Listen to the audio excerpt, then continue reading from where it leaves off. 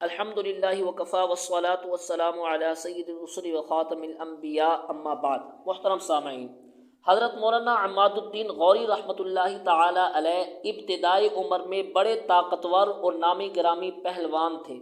اللہ تعالی نے ان کے دل میں علم حاصل کرنے کا شوق پیدا کر دیا اور وہ کئی سال تک بڑے ذوق و شوق سے علم حاصل کرتے رہے، یہاں تک کہ پھر دین کی خدمت شروع کر دی۔ ایک دن یہ سلطان محمد تغلق کے دربار میں بیٹھے تھے۔ محمد تغلق نے کہا کہ جب اللہ تعالیٰ کا فیض ختم نہیں ہوا تو پھر نبوت کا فیض کیوں ختم ہو؟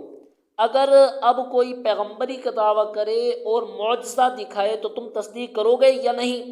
یہ سننا تھا کہ مولانا غوری رحمۃ اللہ تعالی علیہ کی غیرت ایمانی جوش میں آئی اور ناموس ختم نبوت پر حرف آنے سے آنکھوں میں خون اتر آیا اور زبان سے نکلا، بادشاہ گندگی مت کھا۔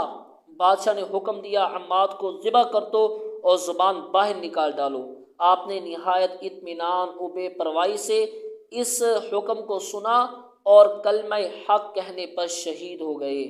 اللہ تعالیٰ سے دعا ہے کہ وہ مالک کریم ہم سب کو عقیدہ ختم نبوت کی سچی پاسبانی نصیب فرمائے۔ وآخر دعوانا